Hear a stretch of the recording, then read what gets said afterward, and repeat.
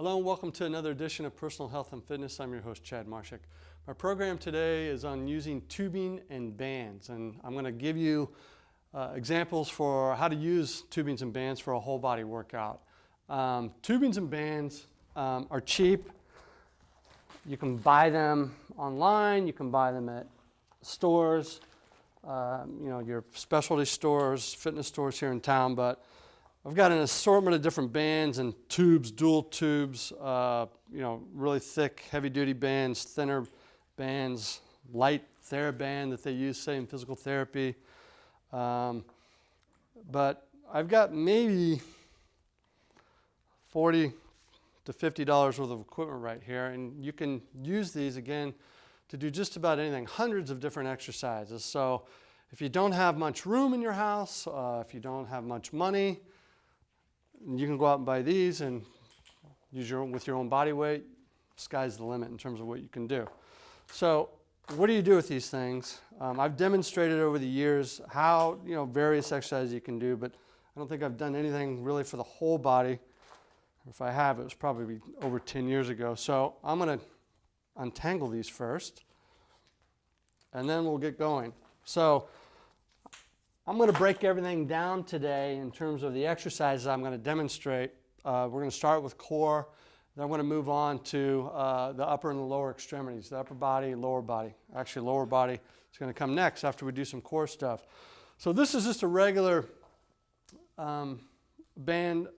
They all come in different tensions, and that's important to consider based on the exercise you're going to do. You're going to have to kind of figure, well, if I want to do, say, 8 to 10 reps of a particular exercise, you want enough resistance in that band to, kind of fail in that 8 to 10 range. If it's too easy, if it's too thin, certain bands are very thin, elastic, made more for therapy or rehab type exercises, or for those individuals who aren't very strong. So based on your strength, based on your level of fitness, and the exercise you're going to do, it's going to dictate what type of tubing or TheraBand or thick super bands that you're going to use, okay? So I'm going to use this resistance. I'm not really sure what it is. It's probably about 30 to 40 pounds. Again, depending on how much tension you have on the band.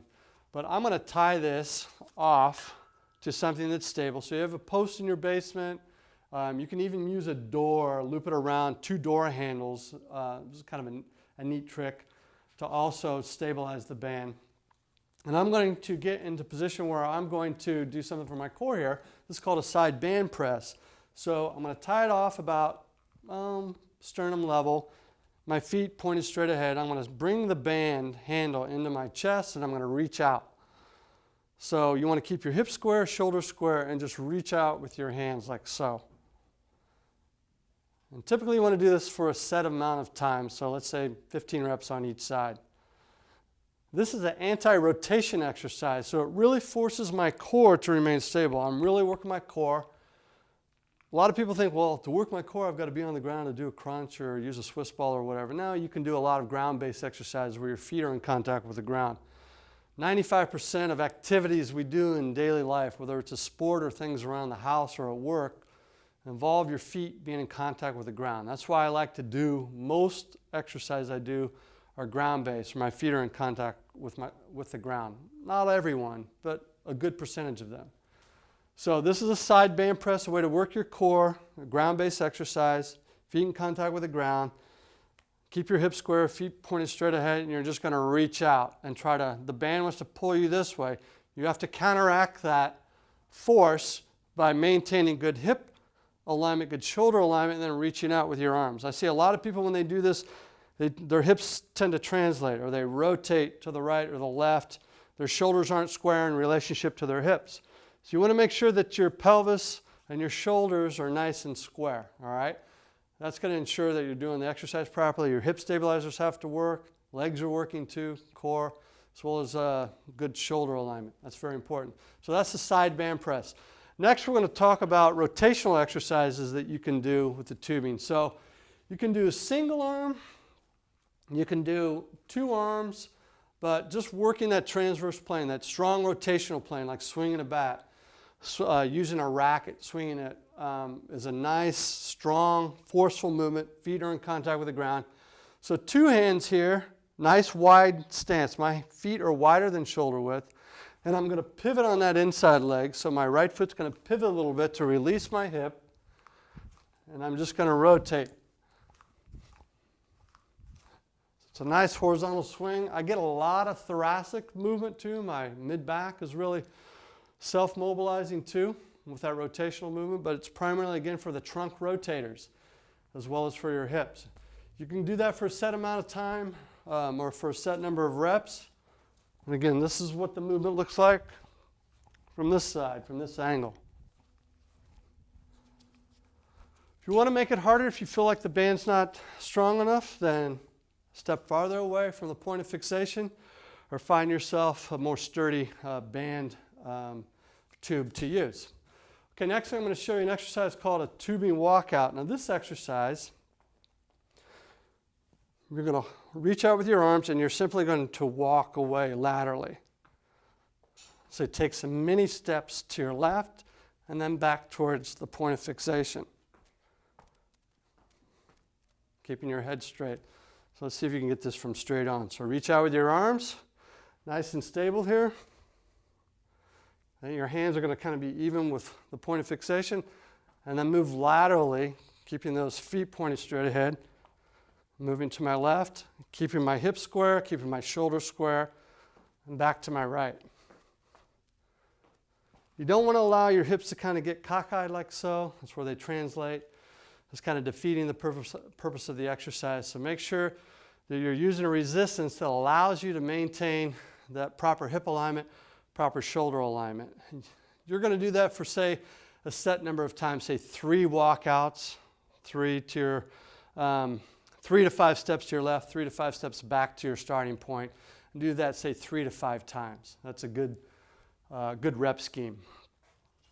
Okay, next we're going to do what's called a banded 3-way rotation. So I'm going to change from a tubing, and this is body sport tubing, again, readily available online. And I'm going to use, this is an actual band that's for this particular exercise we're going to use a little bit different. So you're going to loop it through your point of fixation. You're going to use a double overhand grip like so. Hands are pronated. I'm going to position my feet shoulder width or slightly wider. I like a slightly wider base. I feel more stable. When I've got a narrow base, I'm trying to do some rotational exercises. I'm all over the place. So get your feet aligned, all right? They don't have to be way out here like you're doing the splits. But get them in a position that you feel like you make good contact with the ground with your feet. You're really biting the ground so you get that good ground reaction force. So you're going to hold on to the band like so, and this is a 3-way rotation. So I'm going to slice through the air horizontally, and then I'm going to go slightly up, and then I'm going to go slightly down. So that's 3 position rotations. Slice through the air horizontally, and slightly up, slightly down. And I do this in a more rapid pace, so it's kind of more of a forceful movement. Slice, slice, boom. And I'm not pivoting on this foot because the rotation is relatively limited. So for somebody, say, that plays baseball or softball, they have to have that good reaction time with their hips, with that quick trunk rotation. This is a good exercise to kind of initiate that movement. Boom, boom, boom. It's like a ball was coming in at you. You have to hit that ball. Well, maybe the ball's a little bit higher. Maybe it's more, towards the middle of your torso. Maybe it's a little bit lower. Just initiating that powerful movement. Boom, boom. And you want to be careful not use too much resistance for this particular exercise because it's going to slow you down. And the point of this exercise is to really accelerate, have as much power. Force equals mass times acceleration. So you really want to accelerate that mass as quickly as you can to develop more force. So you don't want to you have to use sub-maximal loads when you're trying to work more on the fast twitch muscle fibers. You're going to do, say, maybe 3 reps in each position. So it should be short, quick, and intense. You're not going to have a prolonged minute and a half of doing it. It's stupid. It's going to defeat the purpose of this exercise. So that is a good fast twitch muscle fiber activator.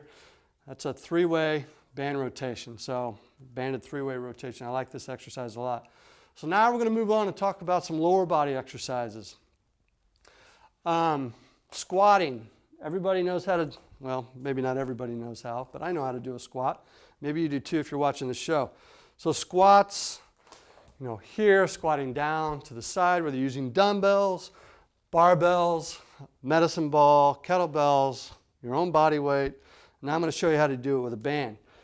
So you're going to take the band and you're going to step on it. And I like to get my feet as wide as I comfortably can. That's going to allow me to do the exercise. So take the band, step on it, midfoot, put the band around your neck. So you're going to have to get down underneath the band, put it around your neck, grab onto it, and stand up. I like to keep the band on the outside, like so. I like to angle my feet out to open up my hips, 5, 15 degrees, somewhere in there. Grab on, then sit back. Keep those knees out. Don't let your knees collapse. And now you've got some added resistance. So not only can you do, again, a squat with a barbell or a dumbbell or a kettlebell, but you can also use the band. So this band, the forces are greatest at the top.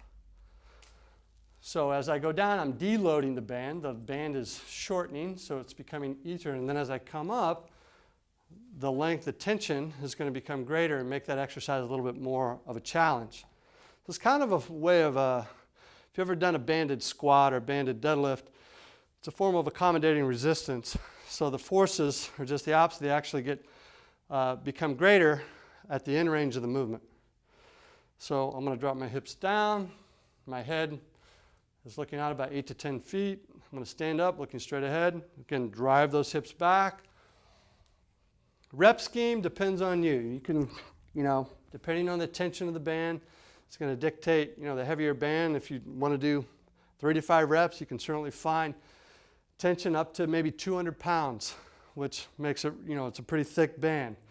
You can see the difference between these 3 bands in terms of thickness.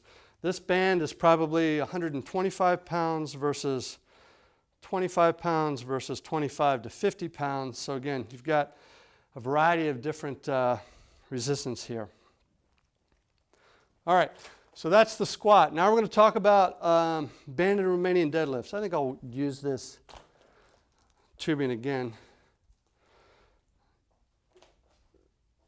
Any type of a deadlift, or especially a Romanian deadlift, which is different than a barbell deadlift, is going to primarily work the glutes and the hamstrings. So bending forward, say if you have a pair of dumbbells or a barbell, you're slightly unlocking the knees, driving the hips back, and standing up. You can also use a band for this, which I really like. It's just a different training effect altogether. So you can place your feet in the band, and I like to, any type of an RDL, Romanian deadlift that I'm doing, I'm going to usually position my feet at about hip width, maybe slightly more narrow or slightly wider depending on what I'm trying to do. I usually keep my feet pointed straight ahead or slightly out. Again, that depends on you. So you can play with the position of your feet and play with the position of your stance in terms of width, and whatever you prefer in terms of activating your hamstrings and your glutes, paraspinal muscles is what you want to shoot for, just that feel. So I bend down, place it around my neck. I'm going to stand up. I'm going to grab the band. I'm going to drive my hips back. The band's going to force my upper body down. And then I'm going to stand up and extend my hips. When I get to the top, I'm squeezing my glutes at the top. So the greatest resistance is at the top of the movement. Driving my hips back, unlocking the knees. If you look at my spine, it's flat. My upper back is flat. It's not rounded like this. My shoulders are retracted. I'm driving my hips back. You're really protecting your back if you do it this way. If you have spinal issues, talk to your doctor or physical therapist before you do this exercise for sure. But if you don't have any spine issues, and you can safely flex your spine into this position, about 90 degrees of trunk flexion, all right, I get a nice big load through my hamstrings and my glutes. Definitely feel that in my paraspinal muscles. Great exercise for the hamstrings. And that's how you do the banded RDL. I usually keep anytime I'm doing Romanian deadlifts, anywhere between the 8 and 12 range. I don't think you should do, excessive number of reps. I think that's kind of ridiculous. So after that, we're going to go into some exercises for the hips. I'm using a thin band here. You can use loop tubing as well. For example, we've got a body symmetry I know that we use. We have so many bands, it's crazy. But you can place this around your ankles, or if you want to use an actual larger band instead of a loop tube, you can do that for your hips. You're going to step on it. And again, working those hip rotators, the hip rotators, the external hip rotators, your glute medius, glute minimus, piriformis are all external hip rotators. If you have strong hip rotators, it really provides a lot of support for the spine. So if you have spine issues, often, more times than not, the hips tend to be really weak and don't do their job. So you want to strengthen these hip rotators. So we really pound the hip rotators when we train our clients here at Body Symmetry.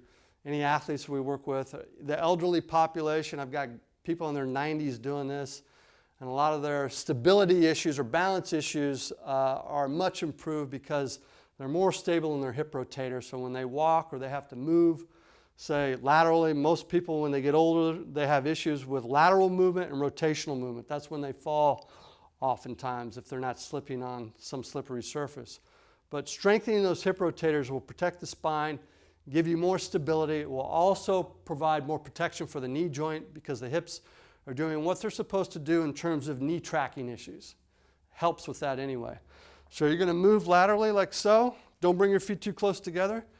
Keep your head straight. I'll give you an idea what this looks like from the side. If you notice my hips, I drive my hips back a little bit. I fire my core muscles. I'm not trying to use a lot of upper body movement like this. You want to minimize any upper body involvement by tightening your core musculature, pointing those feet straight ahead, head straight, shoulders square, hips square. Don't bring your feet too close together. And my hips are roasted. So I really feel those in my hips. So I do these often when I train personally. So I think this should be a staple. I'll keep this out of here for now. Okay, so now we're going to do some banded pull-throughs. This is something a little bit different for the hamstrings and the glutes. I like this exercise. It's different. You can't really replicate this with any other piece of equipment other than a band, so that's why I'm going to share it with you today. So you're going to take this band and you're going to tie it around your power rack or other piece of equipment if you're in a gym. And most people have very weak glutes and weak hamstrings for the most part. So to strengthen those muscles, I think it's really important. So I want to share this with you. So the banded pull through, you're going to loop it around, climb on your horse, pull it through your groin region, hold onto it like so. Bring yourself forward slightly and stand upright. And I'm going to drive my hips back, just like I did in my Romanian deadlift. But the difference is I have to assume a slightly wider stance. It's almost like as if I were performing a pseudo-sumo style squat. My feet aren't quite that wide, but close. I'm going to angle my feet out, and I'm going to drive my hips back, flex my spine, holding onto the band, and pull through. So the band wants to pull me backwards. It's trying to pull me back as I flex my spine.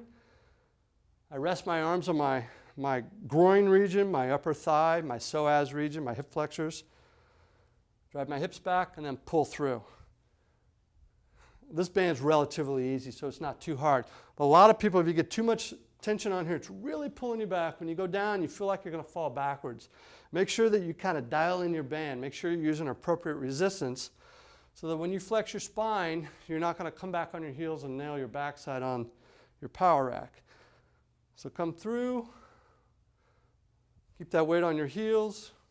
Feet in contact with the ground, but primarily drive through the heels as you flex your spine and as you come through, firing those glutes. So I don't like to do too many reps on this, anywhere between 8 and 10. But great exercise is called, it's called a banded pull-through. Banded pull-through, cool name. So let's talk about some of the upper body exercises. I'm going to show you some things using the dual tubing. This is like 20 to 25 bucks, cheap. I'm going to show you how to do some pressing movements and some pulling movements using the band. I'm going to tie it around like so. And for the pressing movement, I'm going to get my hands and use a thumb hook. Right foot forward, left foot behind you, head straight. I'm using a split stance. It's a little bit more of an athletic stance. So I can do a single arm press, then alternate stepping and pressing if I want to get fancy here. And I'm pressing all the way out like I'm punching the air horizontally in front of me. I'm getting a powerful push off with my legs. There's a lot of core activation here. A lot of people feel like they want to fly back because of the resistance, because of the forces pulling you back.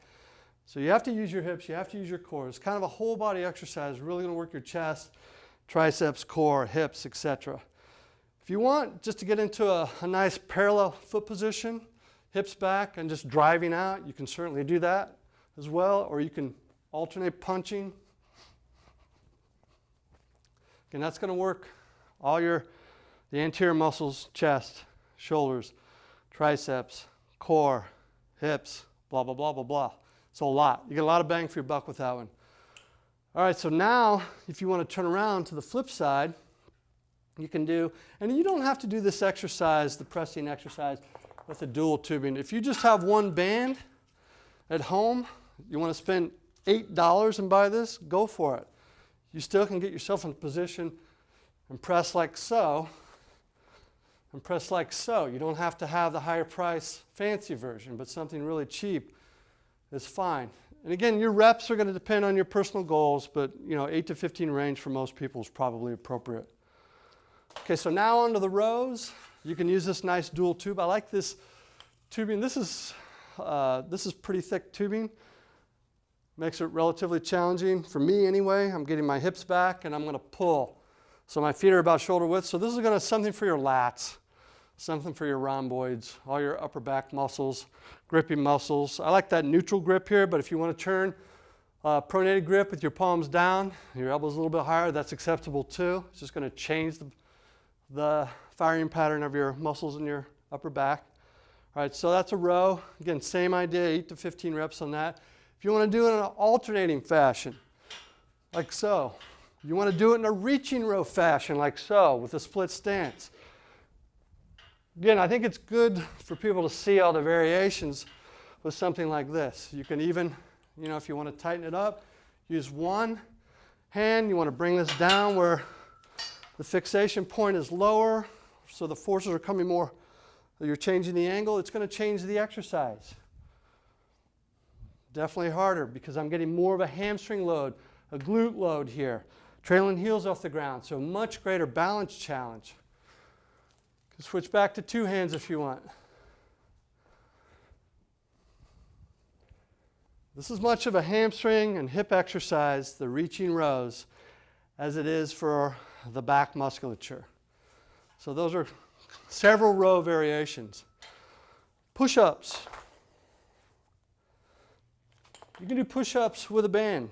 So you can use different bands, but I'm going to show you how to use this band, the tube here. You're going to loop it around your back. Place it like so on your upper back. Thumbs here, hook thumbs. You don't want it too low on your back. You don't want it too high on your back, kind of underneath your armpit region. Then you're going to get in a push-up position on the ground. So if you've done a regular push-up, this banded resistance is going to pull you down towards the ground. So it's going to make it harder for you to push yourself up.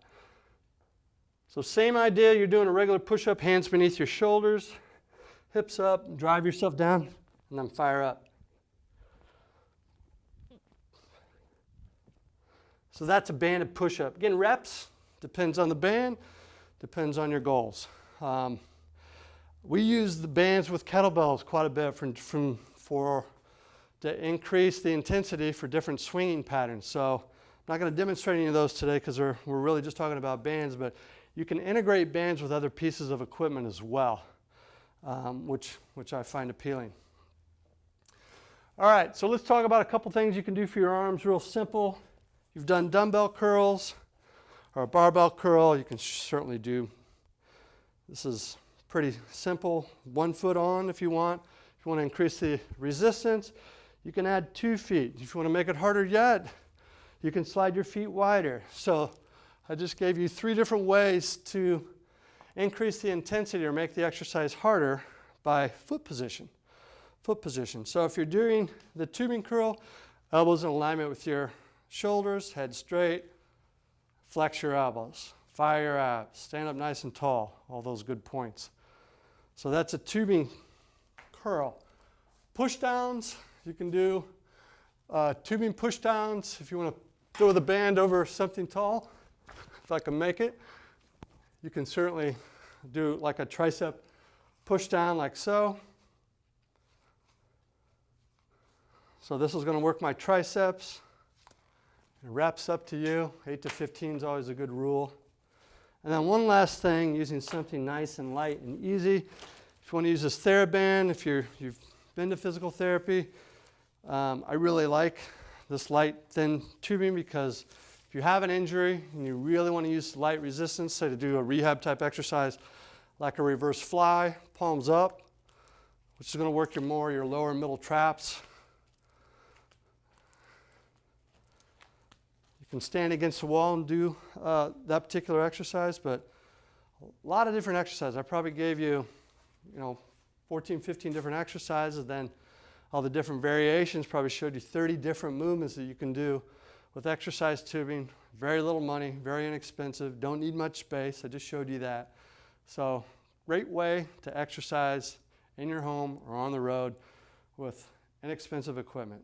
So thanks again for joining me on another edition of Personal Health and Fitness. Until next time, I'm your host, Chad Marshak. Hey, Quinn and Riley.